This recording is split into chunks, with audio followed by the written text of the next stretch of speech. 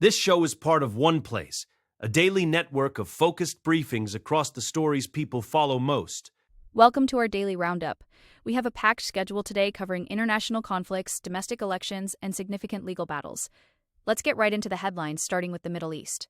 U.S. forces strike Iranian boats in the Strait of Hormuz. The U.S. military fights to reopen vital global shipping lanes. Ohio and Indiana primaries test Trump's current political influence. Alberta separatists claim enough signatures for an independence referendum. The State Department faces a surge in veteran diplomat retirements. Rudy Giuliani recovers from pneumonia after being on a ventilator.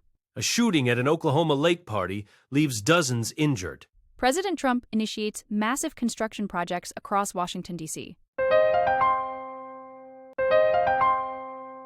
Starting with the Gulf, President Donald Trump has confirmed that U.S. forces struck 7 Iranian fast boats in the Strait of Hormuz. This action comes as Washington attempts to guide stranded merchant ships out of the Gulf through a waterway that has been largely closed since February.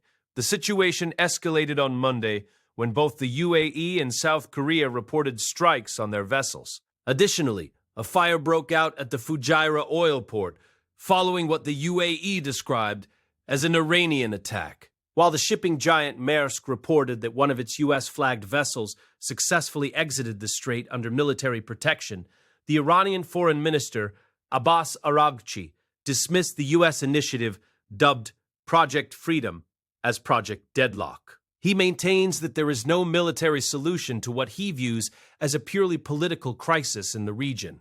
The stakes are incredibly high because the Strait of Hormuz is a choke point for 20% of the world's oil and liquefied natural gas. Although a ceasefire was announced in early April, very few vessels have managed to transit the area safely. The U.S. military utilized helicopters to neutralize the Iranian speedboats, which Trump claimed were the last of their kind available to Tehran. However, Iranian state media has disputed this account, claiming instead that the U.S. actually hit 2 small cargo vessels, resulting in 5 civilian deaths.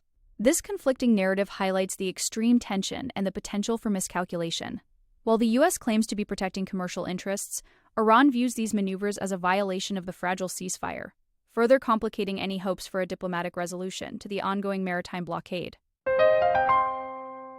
Continuing with the strait, the U.S. military is actively fighting to reopen the Strait of Hormuz, reporting that it sank 6 small Iranian boats that were targeting civilian vessels. This move is part of a broader effort to break Iran's chokehold on the waterway, which has caused global fuel prices to spike and rattled international markets. The UAE, a key American ally, reported that its air defenses engaged 15 missiles and 4 drones fired by Iran, marking the first such attack since the April ceasefire began.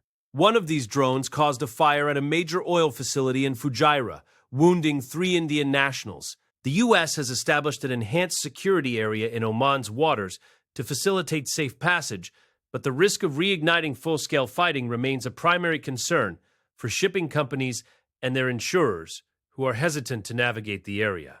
Admiral Brad Cooper of U.S. Central Command has emphasized that the goal is to provide a secure lane for commerce, yet Iran views this as military adventurism. Iranian officials have warned that the U.S. and the UAE should be wary of being dragged back into a quagmire.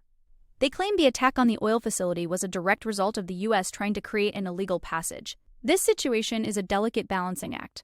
While reopening the strait would deny Iran significant leverage and stabilize the global economy, it also risks a return to the intense hostilities seen in late February.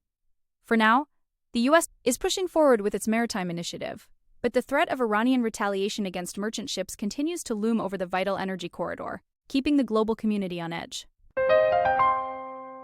Now to U.S. politics. Primary elections in Ohio and Indiana are serving as a critical temperature check for President Trump's influence within the Republican Party. In Indiana, Trump is taking the unusual step of targeting 7 incumbent Republican state senators who blocked his efforts to redraw House maps. This move is seen as a quest for retribution against those who didn't align with his redistricting priorities. State Senator Spencer Deary, one of the targets, argues that this interference from the White House undermines the constitutional principle of states' rights and the 10th Amendment. He suggests that using federal influence in D.C., money to control state-level legislative races, sets a dangerous precedent.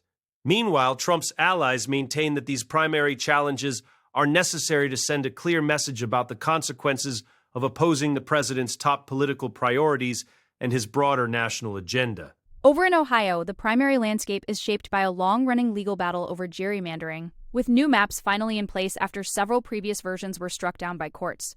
These elections are particularly significant following a recent Supreme Court decision that weakened the Voting Rights Act, potentially allowing for the elimination of majority-minority districts in the future. Democrats see an opportunity in Ohio, hoping that Trump's low approval ratings and controversial second-term agenda could help them regain control of the U.S. Senate. The outcome of these contests will reveal whether Trump's endorsement still carries the weight it once did, or if local concerns and the pushback against his redistricting efforts will prevail.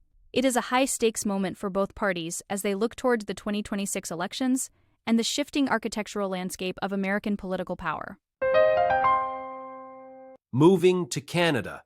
In Alberta, a group known as Stay Free Alberta has officially filed a petition that they claim has enough signatures to trigger an independence referendum. The group delivered over 300,000 signatures to the election office in Edmonton, far exceeding the required 10% of eligible voters. This movement is fueled by a long-standing sense of Western alienation, where many in the province feel their interests are ignored by the federal government in Ottawa. Organizers are calling this a historic step towards sovereignty, comparing their progress to reaching the final stages of a major sports championship.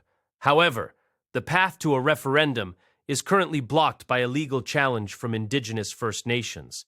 They argue that separating from Canada would infringe upon their treaty rights and fundamentally alter their way of life, which was established long before modern Canada existed. The legal battle is complex, as an Alberta court previously ruled that an independence referendum would be unlawful because it violates constitutional rights.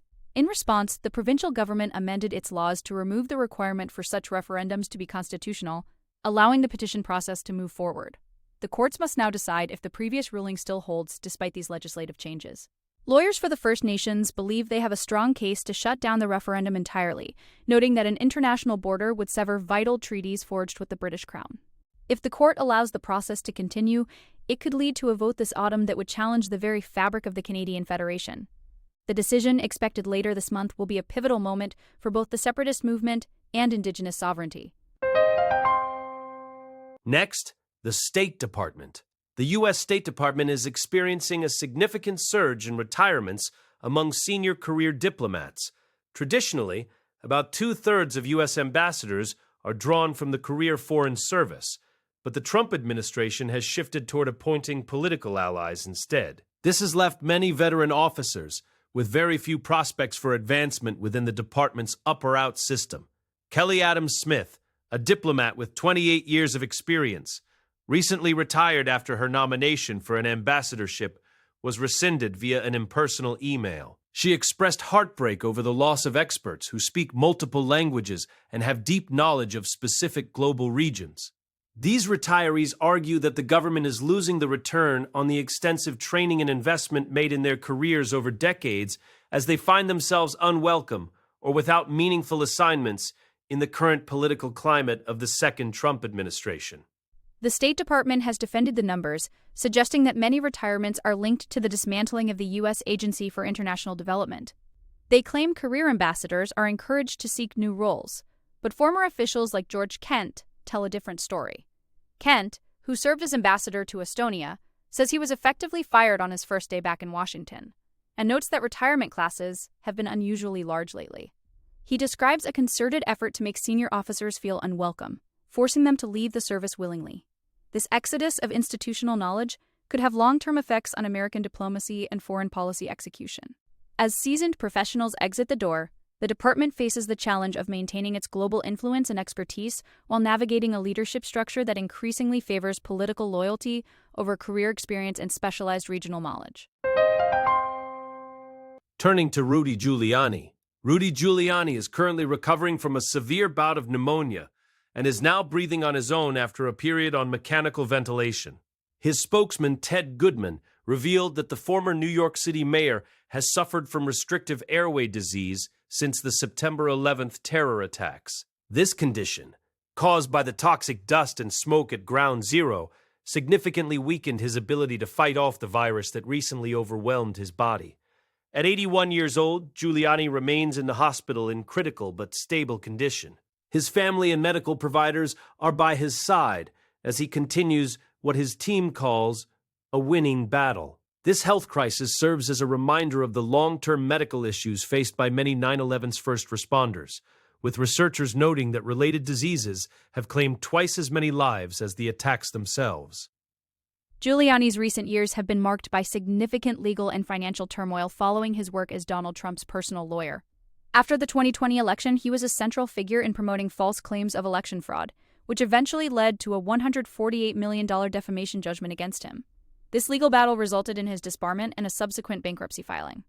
Despite these controversies, his supporters still view him through the lens of his leadership during the aftermath of 9/11's, which earned him an honorary knighthood and the nickname America's Mayor.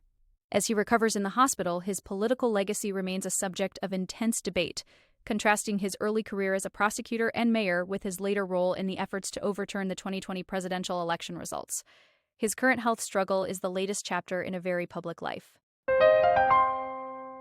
Now to Oklahoma.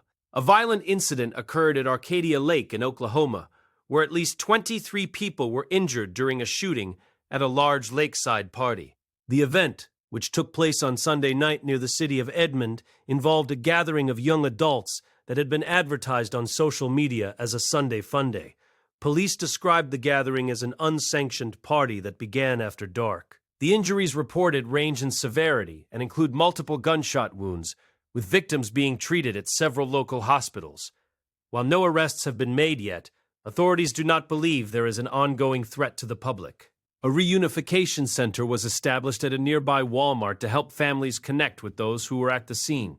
Police are currently working hard to identify suspects and understand the circumstances that led to the gunfire. The shooting has left the local community in shock, as Arcadia Lake is typically a popular spot for peaceful activities like fishing and camping. Police spokesperson Emily Ward called the situation terrifying and emphasized the department's commitment to finding those responsible.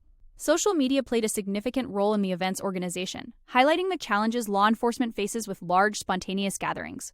Hospital officials confirmed that many patients were still being assessed late into the night, with some victims having driven themselves to emergency rooms in the chaos following the shots. As the investigation continues, the focus remains on supporting the injured and gathering evidence from witnesses who were present at the lake.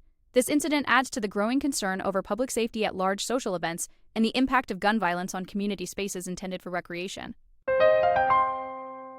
Finally, D.C. renovations. President Trump is making a physical mark on Washington, D.C. through a series of ambitious construction and renovation projects. As a former real estate developer, Trump has described this work as a form of relaxation, often saying he has two jobs: the presidency and construction. His projects range from aesthetic changes, like the gilded Oval Office and the paved-over Rose Garden, to more permanent structural shifts. Huge banners of his face now hang from several federal buildings, and his name has been added to prominent sites like the Kennedy Center. Architects and historians note that these initiatives are heavily focused on his personal brand and a specific vision of America's past, particularly as the country approaches its 250th anniversary. Critics argue that these grand monuments are being built even as budgets for science and future-looking growth are being slashed, prioritizing a costume of greatness over actual progress. The scale of these projects is reshaping the architectural landscape of the Capitol in ways that could last for decades. Unlike previous presidents who often deferred to established urban plans and expert advice, Trump is pushing his own distinct style with the help of federal planning agencies, now filled with his allies. While many of these proposals have faced legal challenges and public backlash, the Republican control of Congress makes any legislative intervention unlikely.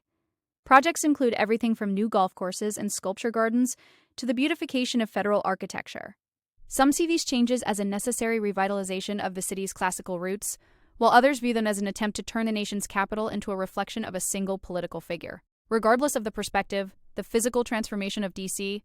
is well underway, marking a significant departure from traditional presidential norms regarding public space.